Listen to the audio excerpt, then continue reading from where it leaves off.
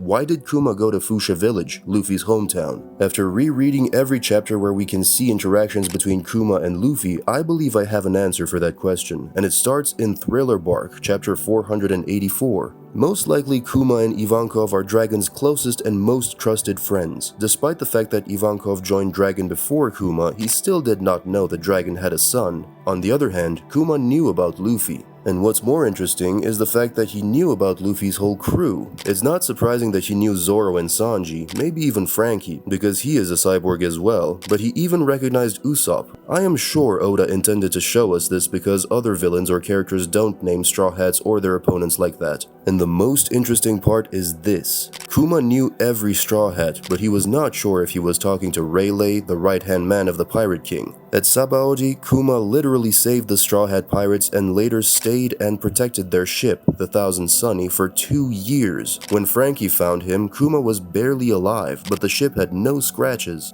The Straw Hats were discussing why Kuma sacrificed himself for the crew, and the most popular idea was that he is connected to the revolutionaries and Luffy's dad is the leader of the revolutionary army. But Robin's reaction was really strange. She spent 2 years with the revolutionaries and Dragon, and it still did not make sense for her. I believe she knew that Kuma did it voluntarily for his own reasons. But what's his reason for saving the Straw Hats? Even when Kuma was just a kid, the Buccaneer folktales about the legend of Nika his father Clap told him gave Kuma happiness, hope, and a hero to idolize during his life as a slave. Kuma has since grown into someone who seeks to liberate people from oppression, much like the figure of Nika. He even taught Bonnie about Nika, and we saw them dancing together a few times. Even in this chapter, Kizaru, Sentomaru, Bonnie, Vegapunk, and Kuma did the Nika dance together. Before connecting everything and showing you what will happen at Egghead, we must talk about Kizaru. In this arc, Oda is trying to show us the emotional side of the admirals with subtle hints. We saw all 3 main admirals and they all had a similar story. Aokiji was the first admiral shown in this arc, and he fought his mentor and one of his closest friends, Garp, at Hachinosu. No one knows his true goals. We don't know if he actually decided to be a Blackbeard pirate or if he is a secret member of the Revolutionary Army. Maybe he is still an undercover marine and a member of SWORD.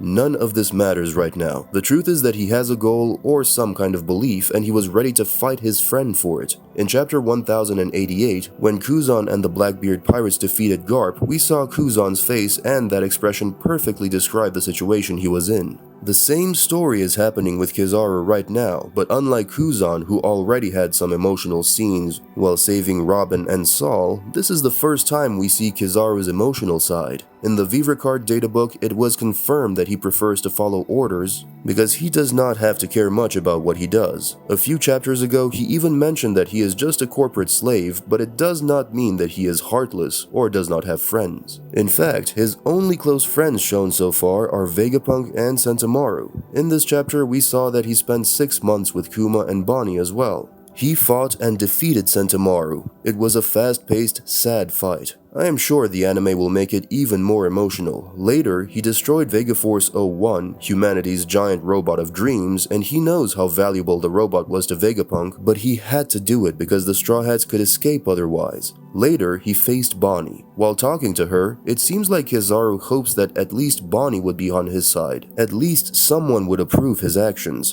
But even Bonnie, who wanted to kill Vegapunk all along, is against him now. He clearly does not want to fight his friends, as he says the next words, "Don't make me hurt people I know more than I already have."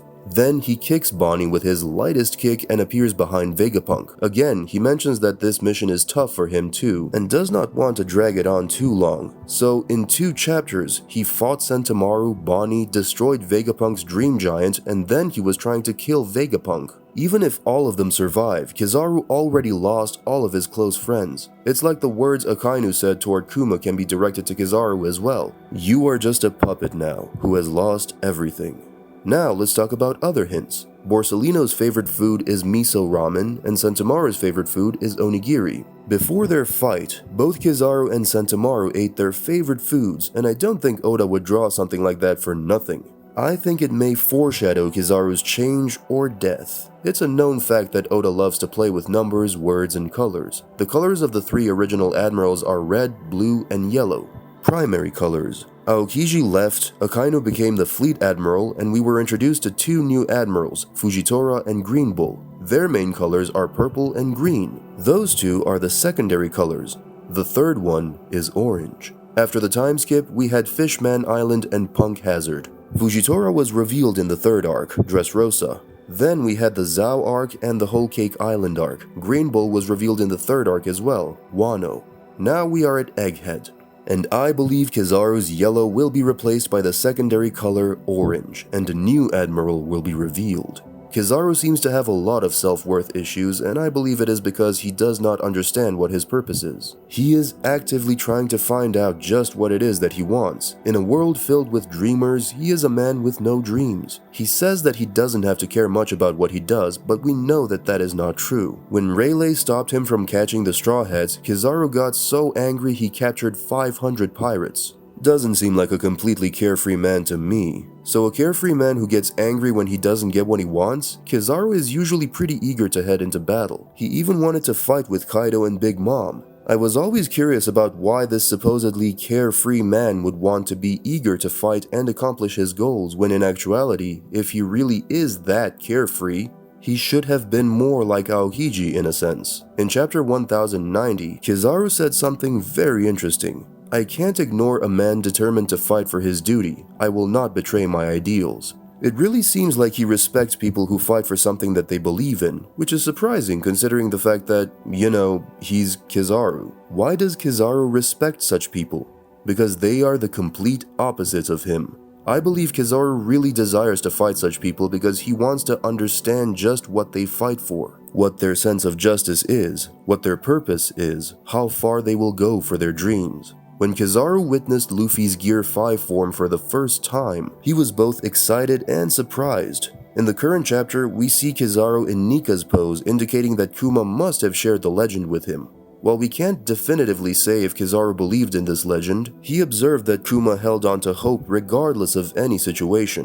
For many years, Nika remained just a legend, yet Kuma continued to believe in it, and I am confident that this will serve as inspiration for Kizaru. Maybe Kizaru went into a rage after Sabaody not just because he could not capture the Straw Hats, but also because he could not understand the situation. He could not understand why the Straw Hats would actively put themselves in danger or why Rayleigh or Kuma would help them. He wanted to fight Kaido and Big Mom because he wanted to know what they fight for. He has no desire to lead because he just can't. Leading is to be done by someone with a strong will, someone who has a sense of justice or knows what they want. Kizaru is none of those things. Kizaru wants to understand just what it means to have a dream, what it means to believe in something. That is what unclear justice means. Kizaru does not know what to believe in. Maybe because of something that happened in his past, Kizaru just lost the ability to care. Even as a kid, he already seemed carefree. When Oda drew admirals as kids, there were many small details that gave us clues about their childhood. Sun God Nika is the god of rebirth. Luffy gives people the purpose to live, and there are a lot of examples for it. Zoro, Nami, Robin, Brook, other Straw Hats, and other characters. In every arc, Luffy changes people. I believe in this arc, Kizaru will get a dream of his own. The warrior of liberation will liberate Kizaru from himself. This is what I believe will happen in the next chapters. Kuma will find Luffy at Foosha village and Luffy will do something that resembles the sun god Nika. Kuma will become even more hopeful after potentially discovering Nika, especially when he learns that Nika is Dragon's son. Later, it will be revealed that Kuma has been observing Luffy for years, which is why he knows every member of his crew, has helped them twice, and protected their ship. After Kuma's flashback ends, he will arrive at Egghead and attack Saturn because Saturn is the main villain in Kuma's story. And even now, he is going to kill Bonnie and Kuma's friends. Kuma is very strong, but it's less likely that he will defeat someone as strong as Saturn in his current condition. The Straw Hats are in danger as well. Luffy is out of energy, Zoro is fighting Lucci, and the other Straw Hats can't even move. This will be the best moment for Kizaru to make the right decision. Kizaru knows Kuma's tragic story. Maybe he does not have sympathy for pirates, but I am sure he respects Kuma. They were dancing together after all. He is inspired by Kuma, and after seeing Nika, I am sure he will have a change of heart. He will realize that if he just follows orders, he will lose all his friends, Vegapunk, Sentomaru, Kuma, and Bonnie. He will attack Saturn, maybe even kill him, and help his friends and the Straw Hats to escape. Anything can happen to Kizaru after that. Saturn or the other Gorosei may kill him, he may escape, he may even join the Straw Hats, and also don't forget that Blackbeard pirates are on Egghead as well, so they may steal his devil fruit, but none of this matters right now. The fact is that Oda would not draw Kizaru's emotional side or him dancing Nika's dance without a reason. If you want to learn more about the inspiration behind Nika's character and see foreshadowing for Imu's devil fruit, you can watch this video right here. Thanks for watching.